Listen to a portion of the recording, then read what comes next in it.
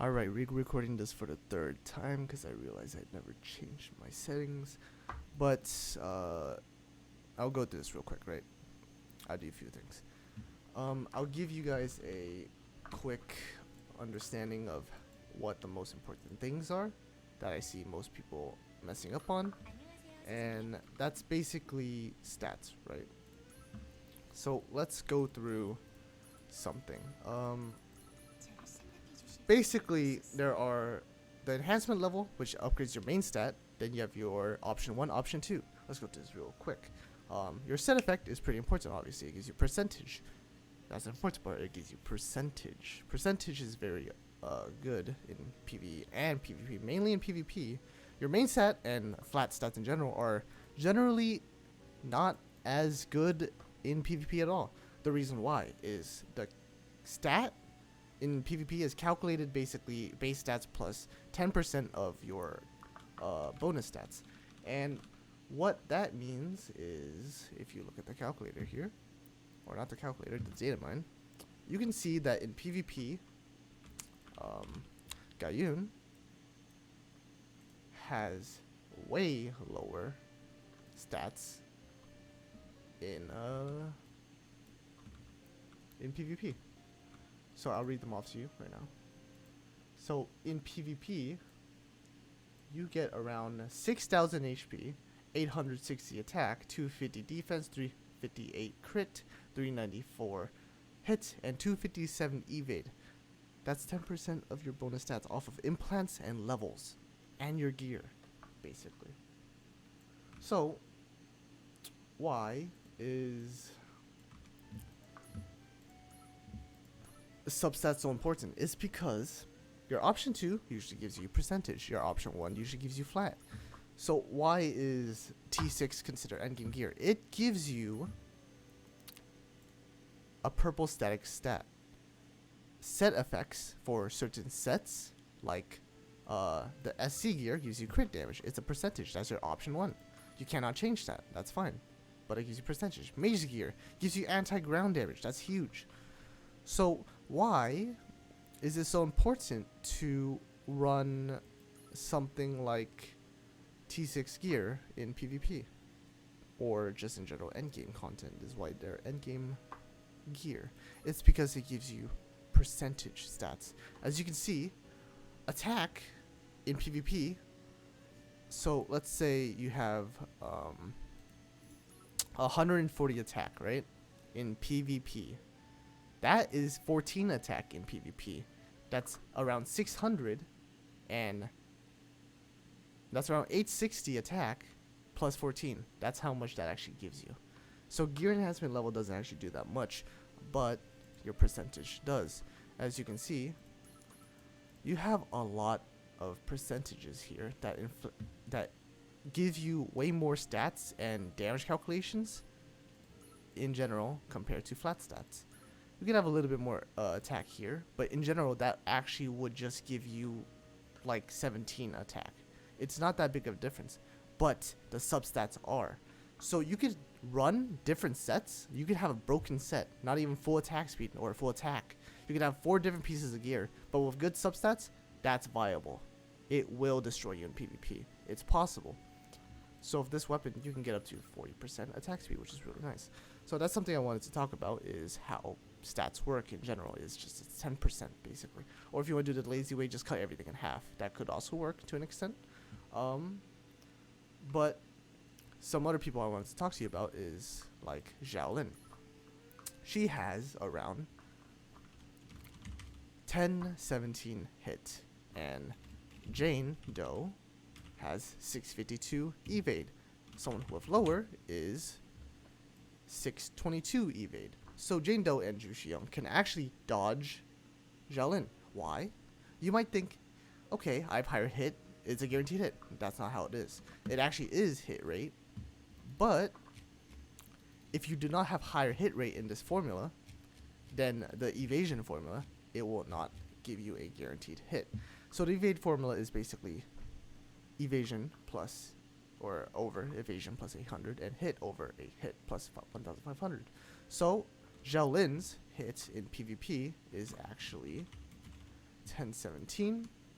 So what you get out of that is basically 1 second, 1017 over 2017. You get 40% hit chance, and Shi Young's is around 43% evade rate. According to this, hit rate greater than evasion rate, then it's a guaranteed hit. That is not a guaranteed hit with Shi Young's. Now, I didn't actually check this yet, but let's see Yumi's. Yumi's is actually 490. This already you can tell that she cannot dodge Xiaolin.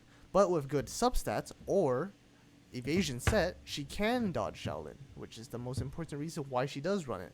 But you can run 2 times HP on Shi Young and Jane Doe. Why? Because 1, you don't technically need evasion, because you already have so much. Your defense is low. HP is just a better choice to go.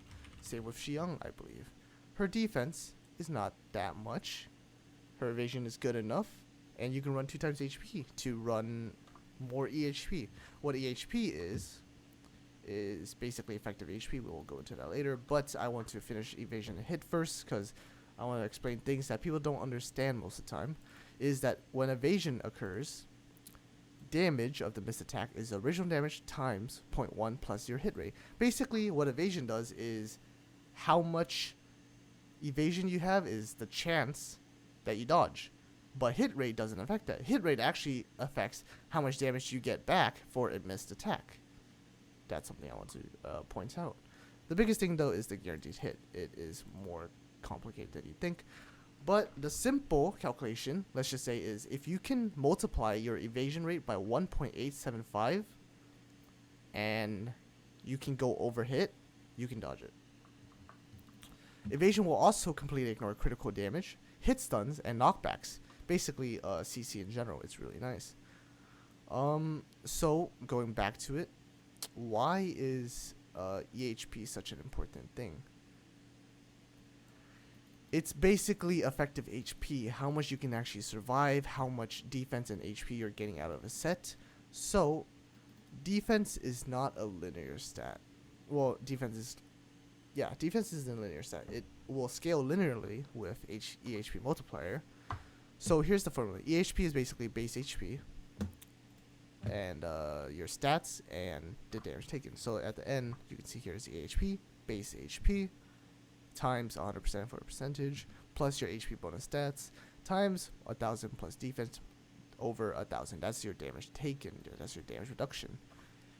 So that is basically what EHP is. There's also the calculator that you can go through, and that will give you what optimal set you would have in PvP through PvE. Obviously, you have unit stats are nerf, as I told you about. The hard cap for defense is 4,000, which gives you 80% damage reduction. So, as you can see with Irons and Svi here, this is your PvP stats, 5,000 and 242 defense. Running defense plus defense does not give you a lot of defense, but running 2 times HP would give you around in total 1,000 HP, which, if you add them all up, it's higher EHP, and you also have more seconds survived. This is how you can kind of calculate how EHP works, how viable it is to have a different set. If you can go through at level 110, and you go through with Awaken Hilda. Hopefully people don't change this, because this is a public sheet. You should make a copy of your own. Siegfried Hilda. And in PvP and max loyalty, you can see that defense plus defense is better for PvP. Why? Because defense is not capped in PvP. It is, but it's impossible to get 4,000, as you can see here. How many stats you can get, how many substats you can get. The defense, the stats you have is cut down so hard that it's probably impossible to get 4,000 defense. But the more defense you stack, the more damage reduction. You have a decent amount of HP. Now, you might argue 2 times HP gives you a bigger shield. No, it actually doesn't. It's off of your base stats. It does not give you a bigger shield. It gives you the same shield. It does not scale with your total HP. It scales with your base HP. That's how much your shield gives you. mind-blowing, isn't it? So defense is always better for high defense units. Some people like Einsis Vi or Chifuyu, which runs HP defense, because decent defense, but not enough to warrant 2 times defense, enough for an HP set.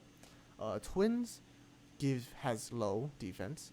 Jane Doe, Jane Doe, Young have low defense, but high HP to an extent. So 2 times HP is viable for them. It gives them more EHP. So if you look at PvE, you can actually see that HP plus HP or HP plus defense is just better in general. Why? It's just simply because you are capped at 4,000. However, at 110, it gives you a lot of defense, and simply put it, you get more out of HP plus defense because it barely hits the 4K cap, and you get HP at the same time. Defense plus defense wouldn't do anything because you're already capped on it.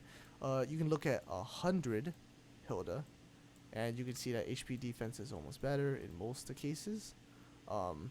This is gear stats giving you 700 defense. I think that's very unlikely, so this would probably be better to look at, or just look at my own Hilda in general. It would be better to look at. You do have 4,140 defense and a decent amount of HP. So let's say if you go for HP plus HP sets, HP plus HP sets, you can see that your defense actually goes down to 3,455 for PvE. That's not worth it at all. You can get so much more out of HP plus defense. You can hit the 4,000 cap through this. And obviously you have valid hit absorption and you have damage taking limit, which we will talk about later, that play into this. But you can see that HP plus defense is just better. That's the calculator. I will put the whole document in the description below. But to talk more about EHP, that is why certain sets are better. Obviously you can see here that shields, heals, and regions do not affect EHP calculations. Why? It is towards base HP. You can see the calculations here, but the TLDR is that your shield is double of your base HP, and then if you have more defense set, it just gives you more EHP rather than HP set. You can pause the video here and look at it, but it does make sense to an extent. I think this part of the math is wrong. I believe someone said that, but either way, it adds up to the same anyways. Yeah, the total's wrong, but the total's right, but this is wrong. I believe, unless I'm stupid. But basically, you also have this calculation right here, where if they have 2,000 base HP, 100% HP shield, and 1,300 defense, even with a higher base HP and a shield, defense will still win, just because of how EHP works. Why does the crit set suck? Diminishing returns, it's just 50%. Just have it at 50%, that's 1,000. It just gives you way less the higher you go. You have your evasion, and why is flat defense, hit, and evasion good on units that have low defense, evasion, or hit? It's simply just because percentage gives them less, obviously, and flat for someone who doesn't have that much is actually very beneficial to them. Other than that, you also have recommended sets, right? You have DPS giving you attack speed, cooldown, and crit damage. If you don't have those fillers, attack plus attack. Attack speed, obviously, for characters that, like Kayun, have auto attacks where every so often auto attacks does a specific thing, and that's why attack speed is good on them. Chifuyu does stuns, etc. CDR is pretty much for everyone else, in my opinion, that have decent skills.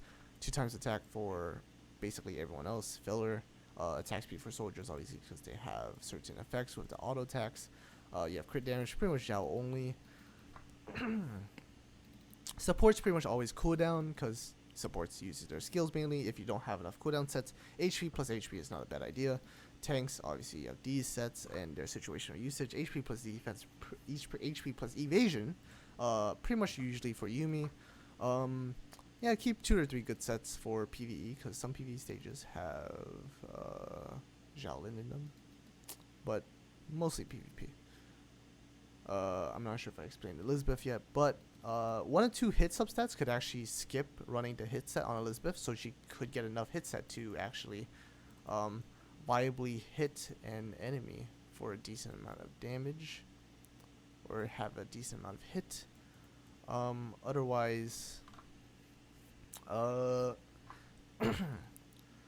the anti-damage set is pretty niche, but I do run double anti-sniper on King. I believe that's the best one. You can run double anti-ranger when Alter Vision Suyun comes out. I think that's her main purpose anyways, unless you're running a soldier team. Main stats are generally less important. Subsets are way more important than the main stats. Obviously, you can have evasion accessories with tank and supporters, and hit accessories like crown or movement on DPS units with CCs or stuns. Substats to look out for are these stated right here.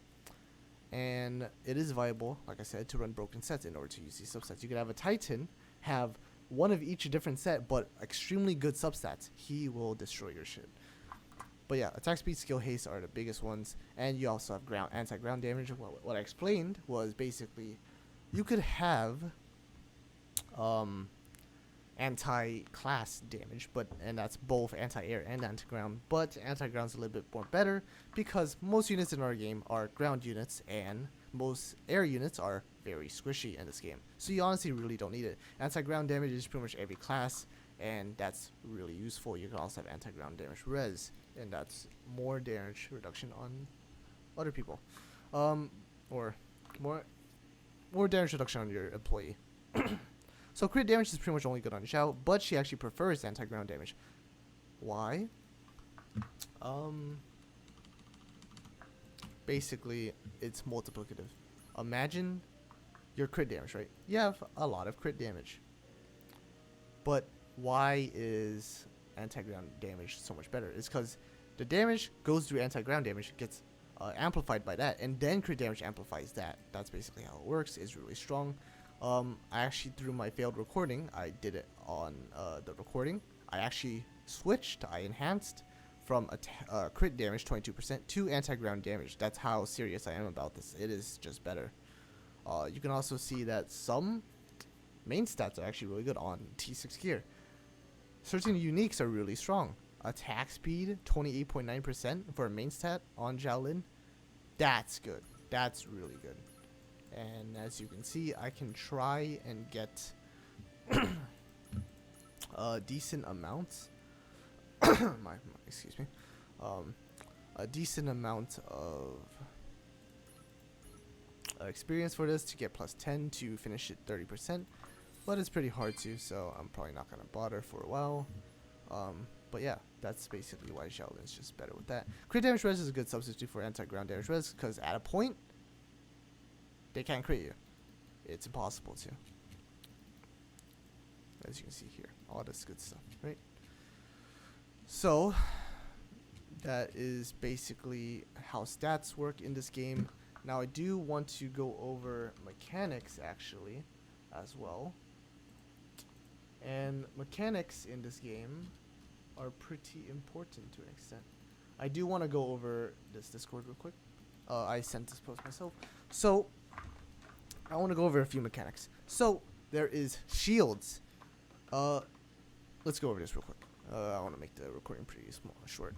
So, if there is a shield removal or multiple layers of shields, only the last one will be removed. If the non-removable shield is applied last, it cannot be removed. Even if it is a non-removable shield, it cannot be applied if it is in the state that cannot be buffed. If you have a shield, your health will not decrease no matter how much damage you take. If you take 90 million damage to your Rosaria, who has no invincibility frames anymore, she is squishy as hell, and Elizabeth will one-shot her no matter what, unless valid hit works. But you should be smart enough to not hit her with everyone else around. So, if you have a 1 HP shield and you take 90 million damage, guess how much damage that does to you? It does 1. It does 1 damage. That's how important shields are. Now Yubin's Black Foe does remove that last shield applied and inflicts fixed damage equal to the amount of the shield. That's why NYB is really nice in Awaken NYB is really nice in PvP. Healing is also a thing, but we will get to that later. Aura type debuffs and buffs are activated before units actually appear. So kind of like Claudia, when she deploys, she heals everyone. Buffs and debuffs that are activated during sortie are not applied even if the user is included. Debuffs that apply to allies or enemies also apply to ships. Buffs basically remove one buff, removes at random out of all several buffs, but if they are permanent or not, they are not included in the buff removal target. Debuffs, so any CC in general. So stun, stiff, airborne, and debuff are different concepts. So when taunt overlaps, the last taunt takes priority. When the taunting unit dies, the taunt status disappears. Cancelled by putting on a shield while sleeping. Confused units do not receive operator skills from allies and enemies. Status resistance is the determination that the duration of the status abnormality is decreased by n% as quickly as possible. So, CC res. All healing reduction debuffs are summed. So, if the healing reduction exceeds 100%, there is heal reversal in this game. Awakened Suyun gives 200% healing reduction. That's pretty damn strong. All defense reduction buff values are summed. Defense is no longer reduced when defense reduction exceeds 100%, which is really nice.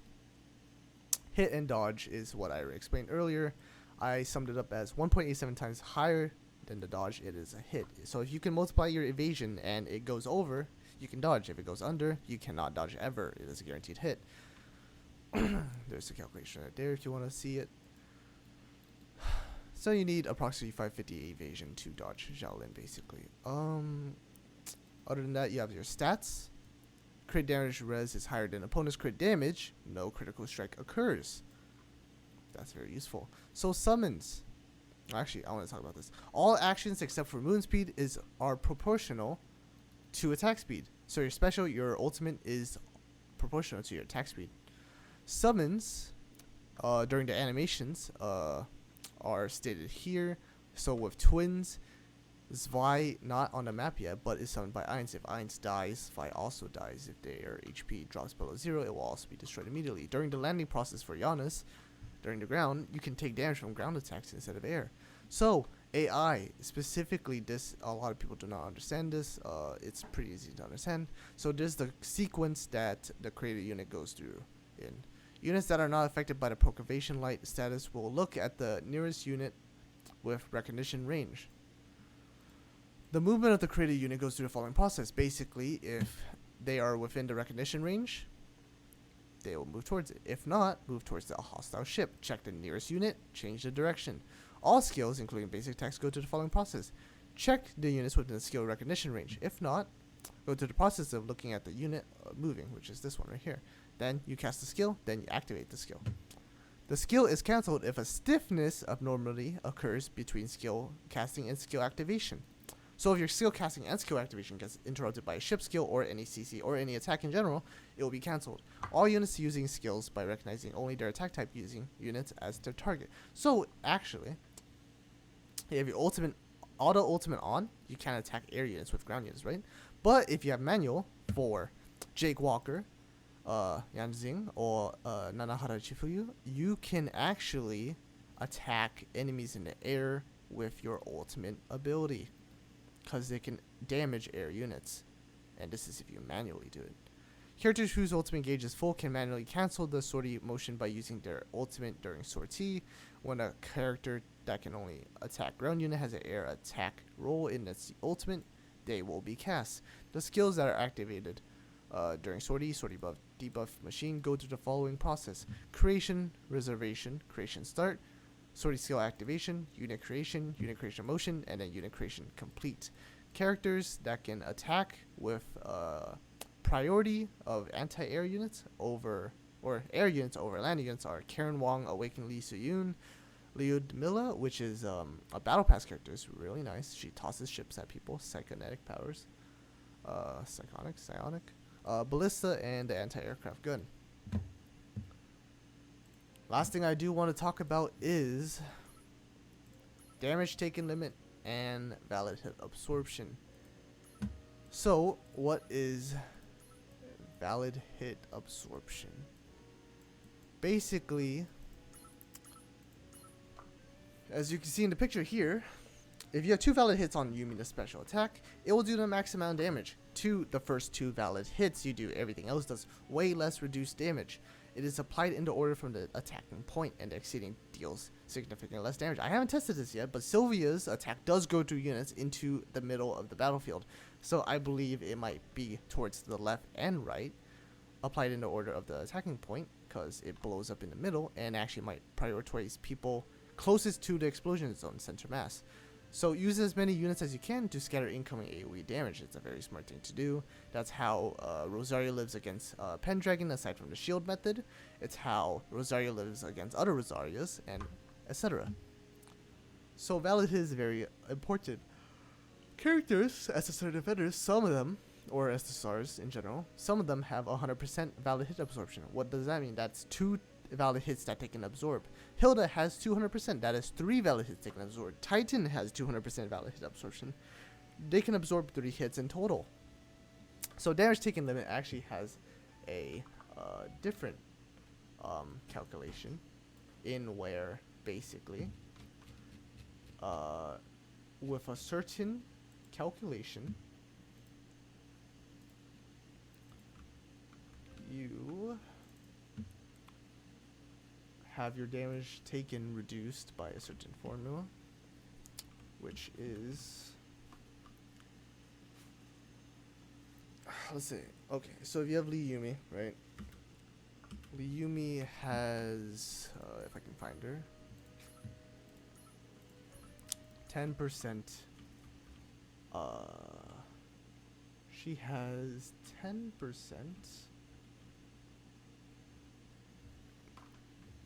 damage taken limit.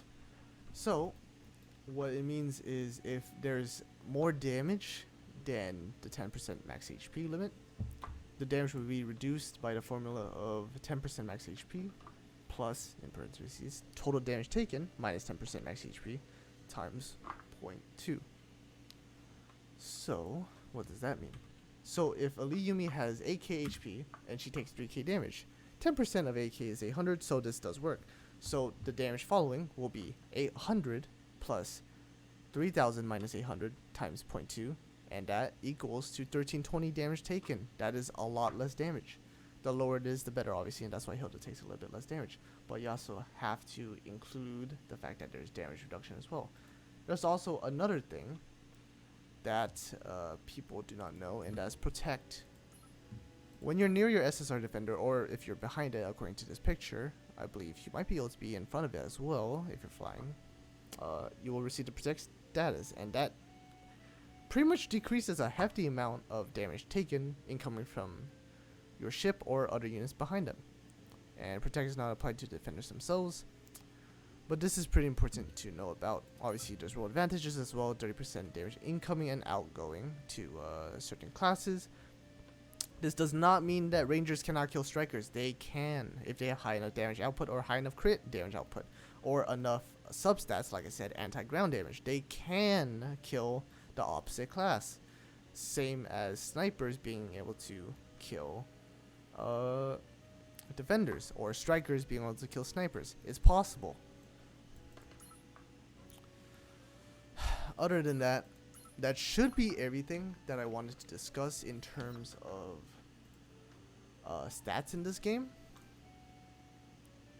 That should be pretty much it. There's valid summary being valid hit validation, there's shields, there's damage taken limit, there's all the stats and how they work.